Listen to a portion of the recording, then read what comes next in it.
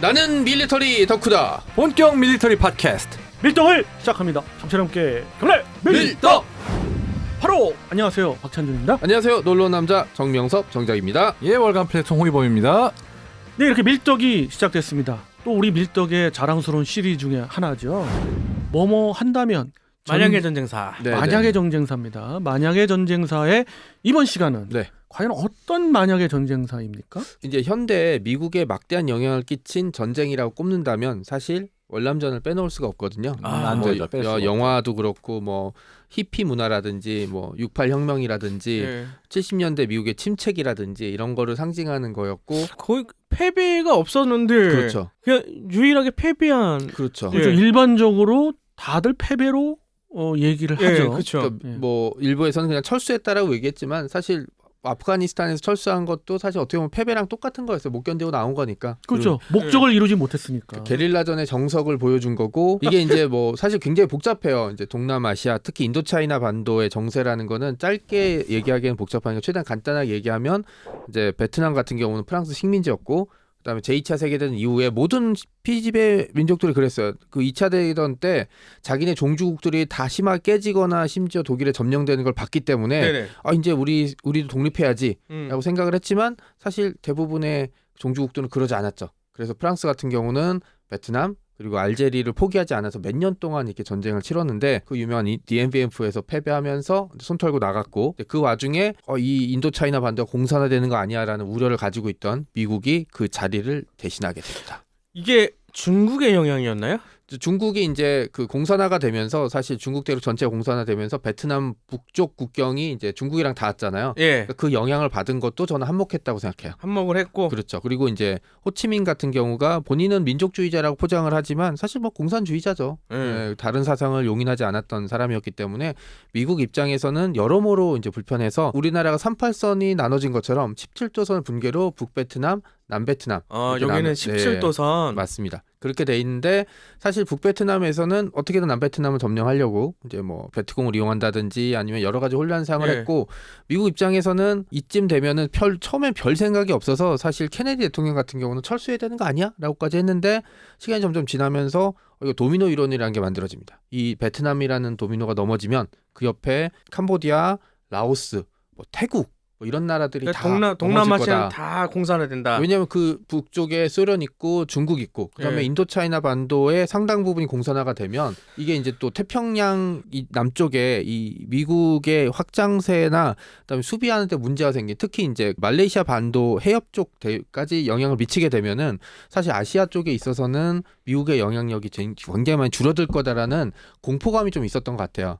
그래서 미국이 적극적으로 개입하면서 우리가 하는 그 월남전이 펼쳐지게 됐고요. 결과도 다 아시다시피 73년도부터 미군이 철수하고 그다음에 75년도에 미국의 워터게이트 사건 같은 게 터지면서 관심이 떨어지니까 그때 이제 북베트남군이 공세를 펼치면서 우리가 아는 남베트남이 사라지게 됩니다. 그러면서 이제 막대한 여파를 미치게 되죠. 특히 이제 미국 같은 경우는 70년대 그 엄청난 침체기를 겪는데 그 침체기에 결정적인 역할을 했고, 왜냐하면은 전사자가 5만 명이 넘어요. 몇 명이 투입된 거예요? 전쟁에 미군이? 최대 이제 연인원 같은 경우는 60만 명, 이게 한 해에 그 정도 예. 주둔을 하고 뭐 계속 교체가 되긴 했지만 나중에 에이브럼스 장군 같은 경우 더 늘려달라고 했지만 뭐 반전 여론이 너무 셌기 때문에 그걸 못. 육군만 전투 소요를 본다면 유명한 1기병사단, 네네. 그리고 1보병사단, 그리고 4보병사단, 5보병사단, 그렇죠. 9보병사단은 완편돼서 들어갔고요. 네네. 그 나머지 82 공수사단이랄지 101 공수사단 같은 경우는 한 개의 여단씩 들어갔어요. 네. 그러니까 상당히 많은 부대가 들어갔죠. 제가 알기로는 북베트남에 남베트남에 지원받는 무기들, 이런 뭐 말 그대로 이제 그런 자원들, 이런 부분들에서 현저히 떨어졌는데도 불구하고 미군이 패배했다는 거죠. 그렇죠. 패배 원인이 뭐가 있을까요? 미국이 패배한 가장 큰 원인은 미국 때문이에요. 미국이 본인이 전쟁을 했지만 네. 전쟁을 할 때 가장 중요한 게 뭐냐면 목표거든요. 네네. 어디까지 우리가 목표를 가지고 있겠다. 어디까지 목표를 달성하겠다라는 목표가 있어야 공세를 펼칠 수 있고 공세 종말점을 결정할 수가 있는데, 미국은 한국전 때 영향 때문인지 몰라도 북이 17도선 이상은 안 건드리겠다. 이제 그러니까 북베트남을 직접 공격하진 않겠다라는 걸 먼저 얘기를 해버렸어요. 왜요? 그러니까 이제 그 북베트남을 잘못 공격하게 되면 중국이랑 소련이 개입하면서 제3차 대전이 벌어질 것 같다라는 게 한국전쟁에 메가더 장군이 해임됐던 이유도 만주를 폭격하자고 했을 때 이러다가 전쟁 나면 우리 다 끝이야라는 이제 아이젠하워 대통령의 결심 때문에 해임이 된 거였잖아요. 그런 식으로 그 북베트남을 공격하지 않겠다라고 미리 선언을 해버렸어요. 그러니까 북베트남 입장에서는 우리가 아무리 공격해도 미군이 17도선 이상으로 공격하지 않는다는 걸 알고 있으니까 공격 작전을 펼치기 굉장히 편했죠. 그냥 그 호치민 루트라는 걸 통해서 그냥 물자랑 사람을 계속 내려보내서 남베트남을 계속 공격하면 됐으니까. 땅굴도 파고. 땅굴도 그거에 파고, 대한 네. 결과론적인 얘기지만 그러니까 남쪽에 있는 베트공들이 활개를 치게 된 거고 그렇죠. 그런 그 베트공의 대게릴라전을 할 수 있는 그런 어떤 바탕이 그렇죠. 미국에는 없었고 너무 생소했던 거예요. 그리고 두 번째 원인이 역시 미국 때문인데 미국이 민사작전 하는 능력이 현저히 떨어지는 것 같아요. 그러니까 뭐 똑똑하고 안 똑똑함을 떠나서 사실 민사작전에서 대게릴라전을 가장 잘했던 국가죠. 영국으로 보거든요. 비슷한 시 50년대에 말레이시아에서 공산 반군이 정글을 배경으로 밀림을 배경으로 펼쳤을 때 사실 영국군이 아주 효과적으로 진압을 해요. 그걸 그 노하우는 근데 미국한테 없었던 거죠. 그러니까 미라의 학살 같은 거 일으키고 막 복잡하고 그러니까 자기네들이 생각하는 것과 다르게 돌아가면 보통 사람들이 이게 왜 이러지 하고 이제 고민하고 해답을 내야 되는데 그런 사람 있잖아요. 딱 하면 야 복잡해 싫어. 야 그냥 좋은 놈이야 나쁜 놈이야. 야 나쁜 놈 좋은 놈 이렇게 구분을 하는 거예요. 자기네 기준으로 해버리게 되니까 문제가 많이 생겨버리게 되고 예를 들어 북폭 같은 경우도 초반에는 존슨 대통령이 있을 때는 야 비행장 공격하지 마. 왜요? 아 거기 야 소련 사람이 있을 수 있잖아. 야 그럼 안 돼. 확전이 이제 그렇죠. 그렇죠. 야, 문제가 그리고 야 우리가 리스트 줄 테니까 여기만 폭격해. 야 그리고 적기는 좀 정치적으로 문제될 수 있으니까 육안으로 확인해서 확인한 다음에 쏴. 뭐 이런 식으로 한쪽 팔을 묶어버린 거예요. 아니 그렇게 걱정됐으면 전쟁을 하지를 말아야지. 그렇죠. 그런 식으로 사실은 어떻게 보면 정치가 전쟁을 망친 대표적인 케이스라서 시간이 지날수록 그냥 우리가 얘기하는 수렁에 빠져버린 꼴. 그게 최근에 나왔던 네. 이제 아프가니스탄에 똑같이 반복이 됐던 거였어요. 네. 아니 그럼에도 사실 뭐 통편만 사건도 있었고 도미노 현상도 있었고 뭐 생각할 수 있어요. 근데 미국이 개입을 했다는 거는 분명히 자국한테 더 큰 이익이 있을 수 있다라는 네네. 또 생각도 하거든요. 혹시 그런 게 있었나요? 뭐 자원 같은 거나.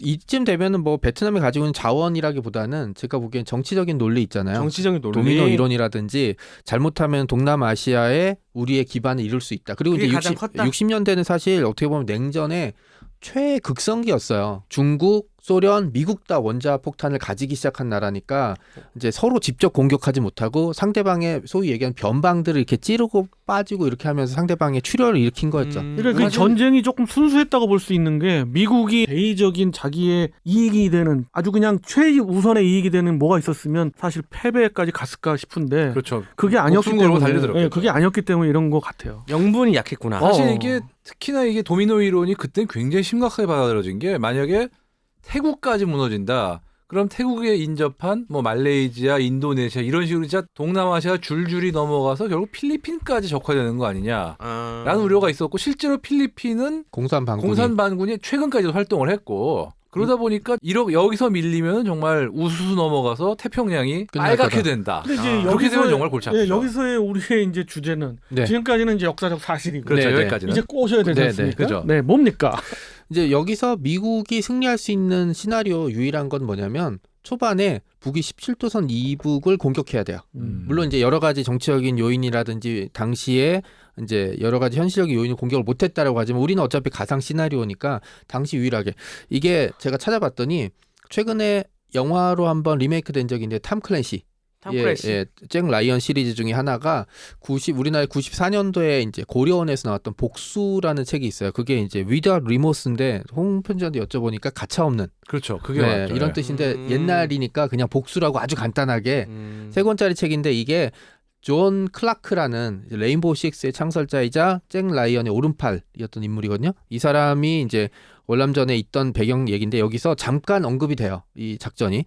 그러니까 간단하게 북베트남의 하노이라고 하는 주요 수도에 공수부대를 일단 투하하고 네네. 그러니까 예를 들어서 지금 뭐 173 여단도 들어왔고 101이랑 82도 들어와 있으니까 이 부대를 이제 주요 도시에 투하시키고 그다음에 동시에 베트남에 와 있던 해병대 1사단이랑 3사단이 들어와 있었죠. 네, 1사단, 3사단, 5사단까지 투입이 됐죠. 네, 이 해병대를 이제 북베트남 항구에 그냥 밀어 진입시켜서 베트남이 이렇게 그 인도차이나 반도의 오른쪽에 이렇게 길게 돼 있어요. 중심이 되게 좁거든요. 좁고 길어요. 네, 그러니까 그 지역 특정 지역을 점령하고 해병대가 거기를 차단해 버리면 북베트남 여러 토막을 내버릴 수가 있거든요. 위아래로. 아, 이게 또 지원도 못 받잖아요. 네. 이렇게 될 수 있는 실력을 갖고 있었던 그렇죠. 큰 이유 중에 하나가 공군력 하나가 그렇죠. 어마어마했던 게 전술 비행단만 11개 비행단이 네.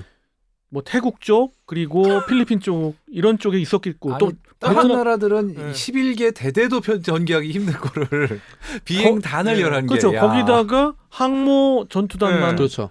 4개 전투단이 물론 번갈아했지만 늘 다 있었죠. 늘 있었고 그러니까 이런- 그러면 전력이 어마어마한 그렇죠. 거죠. 이렇게 되면은 사실 지상전에 정면으로 붙으면 북베트남군이 과연 싸울 수 있을까? 대표적인 전투가 위어솔저에서 나왔던 이아드랑 전투에선 사실 북베트남군이 어떻게 보면 고지에서 유리하게 압도적인 숫자를 가지고 있었는데 공군력이랑 그다음에 미군 부대로 해서 교전비가 4대1 정도로 나왔거든요. 그런 거 보면 지상전에서 정면으로 미군이랑 북베트남이 붙게 되면 사실 북베트남군이 이길 가능성은 제가 보기엔 없어요. 정규전은 절대 못 이기죠. 안 되죠. 그렇게 돼서 북베트남 정권 무너뜨리는데 사실 북베트남 정권도 이때쯤 되면 토지 개혁을 하다가 이제 그 좀 실수를 많이 해요. 그때 당시에. 예, 그래서 막 정규군 사단이 이제 그 농민들이 시위를 진압해야 될 정도로 굉장히 위기에 처했기 때문에 북베트남 정권 자체도 어떻게 보면은 그렇게 탄탄한 상황이 아니었거든요.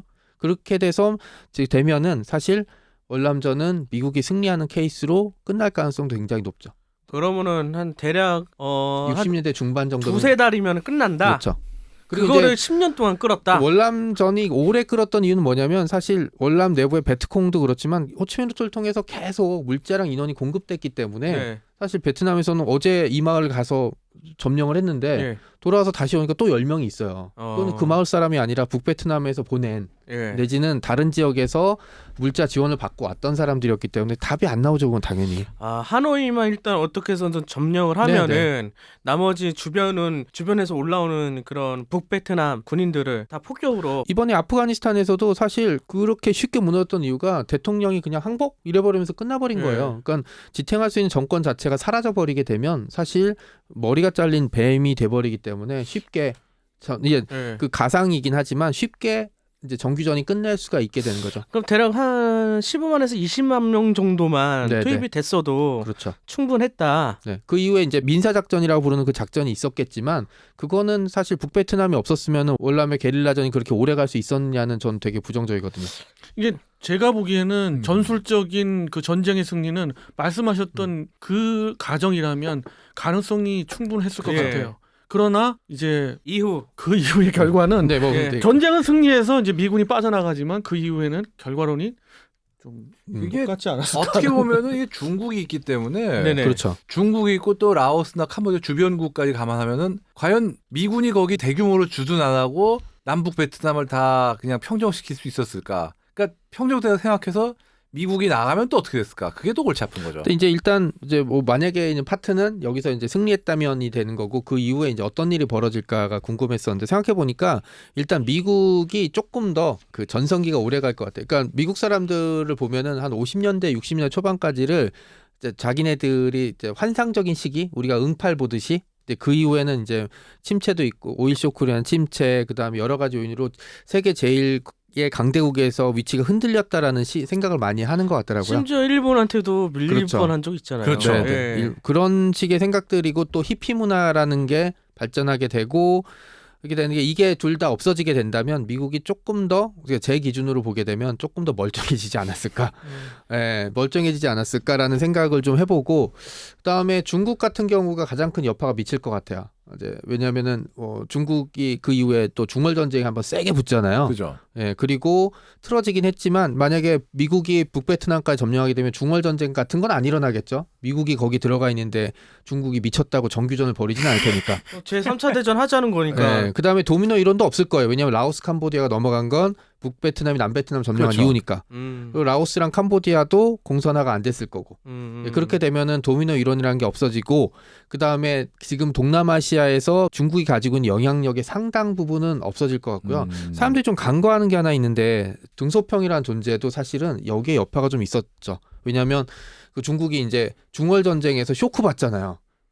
이런 베트남 애들한테 너무 깨진 거예요. 사실 그냥 한 방 탁 치면 넘어갈 것 같은 인도 애들처럼 네. 안 넘어갔잖아요. 심지어 정규군하고 붙지도 않았는데. 그렇죠. 예비군하고 붙었는데. 네. 이게 워낙 이제 10년 동안 전쟁을 하다 보니까 잔뼈가 굵어가지고. 그렇죠. 그렇죠. 네. 그런데 만약에 중월 전쟁이 안 일어나게 되면 중국군의 현대화도 상당 부분 늦어질 것 같아요. 왜냐하면 그런 쇼크가 없었으면은 그렇죠. 네, 미치지 않았을 거고 또 하나 문제가 베트남전에서 미국이 패배하고 나서 베트남을 경제적으로 봉쇄하는 한편 베트남과 소련을 견제하기 위해서 중국과 가까워져요.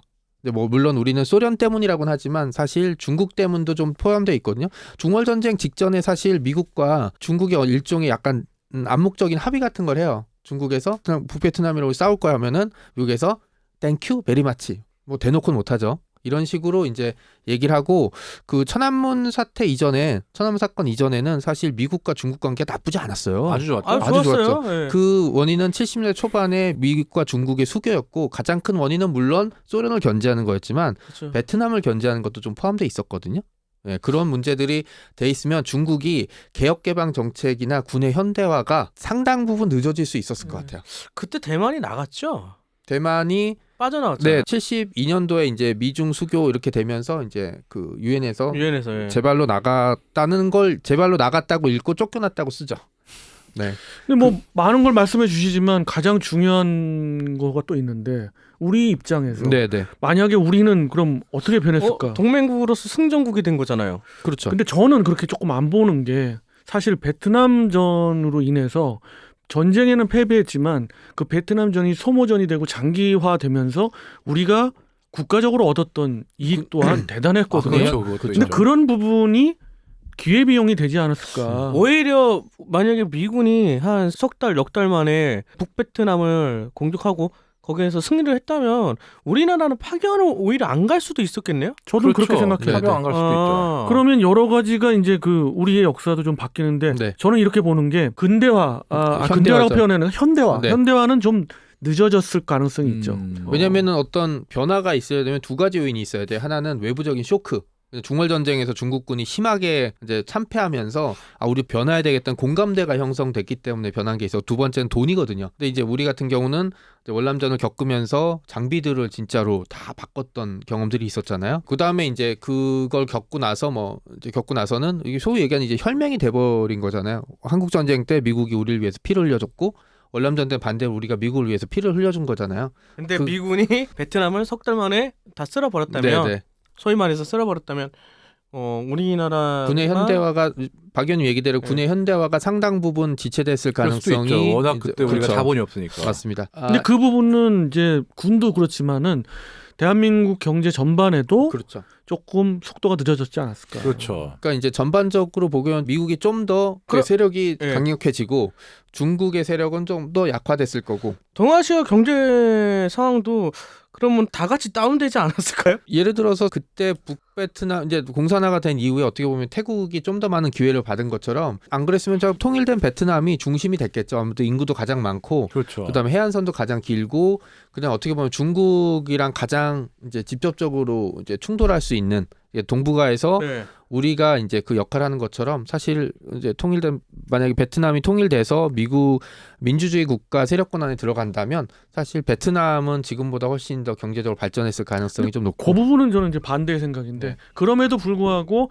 아까도 얘기했지만 전쟁은 미국이 승리했을지언정 미국이 이제 빠져나가면서 네네. 베트남 자체 그 당시에 남 베트남의 특히 정신 상태랄까 네네. 국민들의 어떤 그런 걸로 볼 땐 미안한 얘기지만은 국가적인 발전이 상당히 더뎠지 않았을까. 부정부패가 만연했고 사실은 그러니까 졌죠. 그렇죠. 예. 뭐 그래서- 아니긴 했고 사실. 네. 결과는 결국에는 똑같지 않았을까라는 생각이 네. 들어요. 예.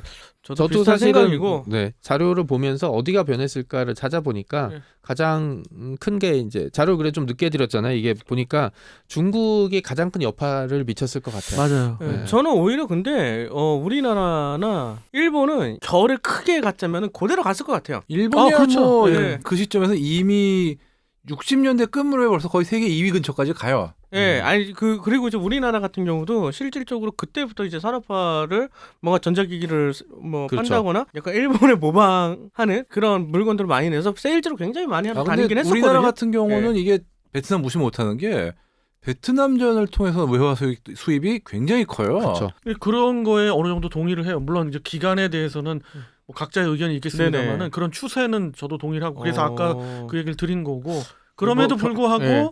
일본이나 대한민국의 어떤 그 발전의 방향, 그러니까 역사를 뒤져봐도 그 계기가 설사 늦게 오고 빨리 오고의 차이지 결국은 그 흐름대로 간다. 그건 맞았을 거예요. 예. 왜냐면은 지리적 특성상 그렇죠. 그렇게 보여 있었기 때문에. 그러니까 말씀드렸듯이 이제 사실 이 만약을 하게 되면 좀 어려웠던 이유 중에 하나는 이제 그 다른 변수들에 대한 계산이 현실적인 기반을 하게 되는데 거듭 말씀드리지만 그냥 이거는 재미를 위해서 저희 다 그다음- 시나리오 쓴 거예요 지금. 네, 예. 그런 거니까 그렇게 좀 봐주셨으면은 네. 좋겠습니다. 네. 미군의 어떤 그 능력은 충분했었다. 그렇죠. 그 예. 당시 자기들이 맘만 먹었다면. 예, 자기들이 제안을 둬서 그랬지 그 제안만 풀었다면 그러면은 여기서 얻을 수 있는 교훈은 뭘까요? 그 전쟁할 때는 팔을 묶고 싸우면 안 된다. 예. 네, 그렇죠. 그리고 상대방을 얕잡아 보면 안 된다. 봐주면서 잽잽 날리지 말고. 그렇죠. 네. 그렇죠.